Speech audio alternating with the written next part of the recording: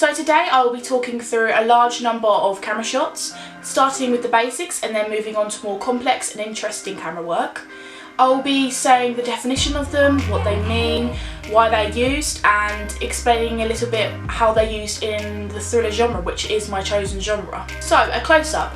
A close-up is a shot that tightly frames an object or a person. It is a standard shot used in most films and television, so it would definitely be seen in a thriller film. As close-ups are used to display detail, they would usually be used to reveal a character's emotions. An example from a thriller film would be the classic Here's Johnny scene in The Shining. The close-up of his face reveals his complete and utter insanity. An extreme close-up. It is an extremely tight shot that only a detail of the subject can be seen, such as someone's eyes. Again, a very common shot which is used in most films and television, so you would expect to see it in a thriller film. They are used to show extreme detail and usually followed by a lean out, which is a shot which starts as a close-up or extreme close-up and ends with a medium or long shot. An example from a film would be in Kill Bill. When the bride awakens, there are numerous extreme close-ups. The first is a mosquito, and the next are a montage of extreme close-ups of a gun being fired. This is supposed to reveal the audience that the bride got shot and survived it. Okay, moving on, a mid-shot. A mid-shot is a shot of the subject from waist up, or taking at a medium distance. The shot is the in-between of a close-up and a long shot. These are probably the most commonly used in films, so the chances of not seeing one in a thriller is near enough impossible. Used not just to show the expression of a character's face, but also their body language, hand gestures and movement. It can also be used to show the surrounding area the subject is in. An example of this would be in the film Donnie Darko. When Donnie sees Frank, the camera moves from one character to the other in a shot reverse shot, revealing a supernatural wall in between them. Next one, a long shot, shows entire subject and surrounding area. This is used to reveal the whole character, their setting and surroundings. This could be other characters, etc. Sometimes it is used to establish a location, so it could be like a landscape shot. These are seen in thrillers such as television series True Detective, when you meet Errol for the second time. There are numerous long shots revealing the importance of the character and also revealing the location. The long shot then leans into a mid-shot, revealing his scars and his true identity as the antagonist, which is the crucial moment in the series. Okay, a panning shot. It is a camera movement that involves moving the camera horizontally, left or right. It is generally used to expose an open area or track an object or character. An example of this would be in the television series Dexter, where blood spatter analysis Dexter himself is explaining what happened at the murder scene. The camera pans around the room revealing it, following Dexter and showing you the forensic environment. Okay, a tracking shot or a Steadicam shot. When the camera shot follows the subject without any cuts. There's such things as a forwards tracking shot and a backwards tracking shot, which I will show you here. These shots are used for many different reasons. Some are to reveal characters, such as in Donnie Darko. The camera first follows the protagonist Donnie and then moves from one character to the next, revealing their personalities and relationships with one another. Others are used to show you around a building, kind of like a tour. An example of this would be Kill Bill, when the bride enters the house before killing Gogo and the Crazy 88s. Another way it is used is in True Detective, which is an impressive 6 minutes in total. The long shot creates a sense of chaos moving from one room to the next, following Rust as he holds people hostage, shoots numerous individuals and escapes the police. Finally, my last example is Atonement. Although it is not a thriller, it is a beautiful example. The camera tracks Robbie, a British World War II soldier, who comes upon France's Dunkirk beach.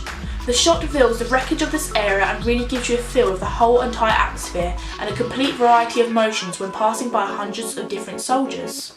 Okay, a shot reverse shot. It is when the camera switches from one character to the other. It is usually filmed when the characters are having a conversation. This is basic camera work and is used in all films including thrillers. An example of a thriller would be in the 1954 classic Rear Window, when Jeffries and Carol are having a disagreement. The shot helps reveal what direction the storyline is heading through the dialogue. A point of view shot. It is when the camera is the subject's eye. It is used to show the audience what the characters are looking at.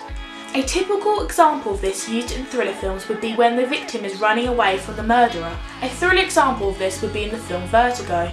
The two point of view shots reveal what the character is looking at and trying to uncover. A tilt, when the camera continuously moves up or down. The camera movement is used to follow the action happening. A tilt down is seen in Inception when Mal commits suicide by jumping outside the window. The camera tilts down following her. A bird's eye view, a view from above the subject. This shot is usually used to show blueprints, floor plans, or maps. An example of this would be in the film Zodiac. It reveals the urban streets of New York when following a car.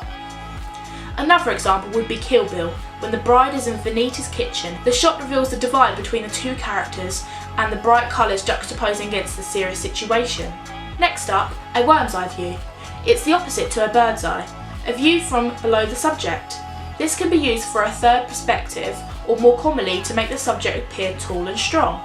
An example of this would be in Breaking Bad. It is used on several different occasions throughout the television series to reveal the tasks of Walter White and Jesse Pinkman. For example, when they're in their lab cooking meth, digging a hole, or cooking eggs.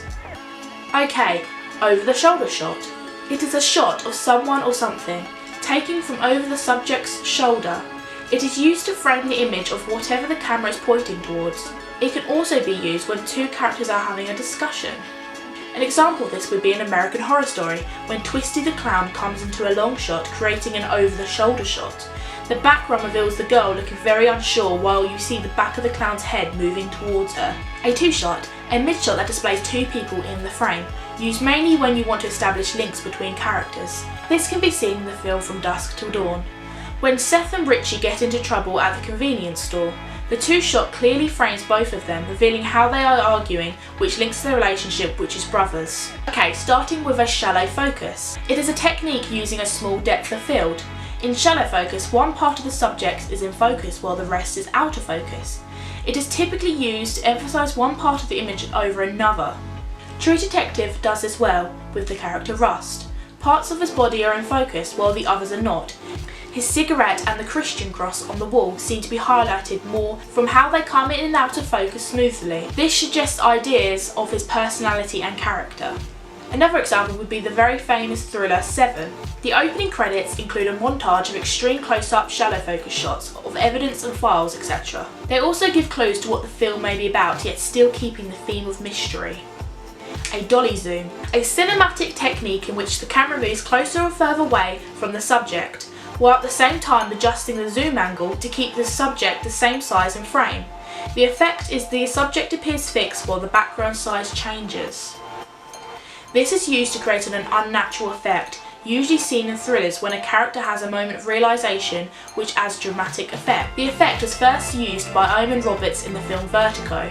Okay, an aerial shot. It is a shot filmed from the air, taken from a plane, helicopter or a camera drone. It could be seen in a thriller film to reveal an urban area, such as the New York skylines. This is used to establish a large location from high overhead. It is used in the television series Game of Thrones to reveal the destruction and chaos of Meereen. An arc shot. This is when the camera moves around the subject. This is used to make the shot more interesting instead of a simple pan or tilt. True Detective does this well when Rust arrives at Errol's house and the realisation of finally finding the murderer's location hits him. The arc shot slowly moves around Rust, revealing his focused and intense face and the area around him. A Dutch tilt or a Dutch angle. When a shot is filmed at an angle often used to portray psychological uneasiness or tension. A Dutch tilt will help the build up towards it to create apprehension. An example of this would be in American Horror Story. In the third season, Dutch tilts are used very regularly throughout. This gives the impression of hectic behaviour. For example, when Fiona Good visits Marie Laveau, the constant Dutch tilts throughout the scene form a sense of tension, creating sudden moments. An establishing shot. This shot is usually the first shot of a new scene, used to show the audience where the scene is taking place. It is usually a long shot or an extreme long shot, such as in the film Shutter Island. In the opening sequence, when the detectives are heading to the hospital, there is an establishing shot of the area. This is to show how isolated and large the area is, giving the illusion of imprisonment. Stock shot or footage. A shot that has been pre-filmed or has been previously used.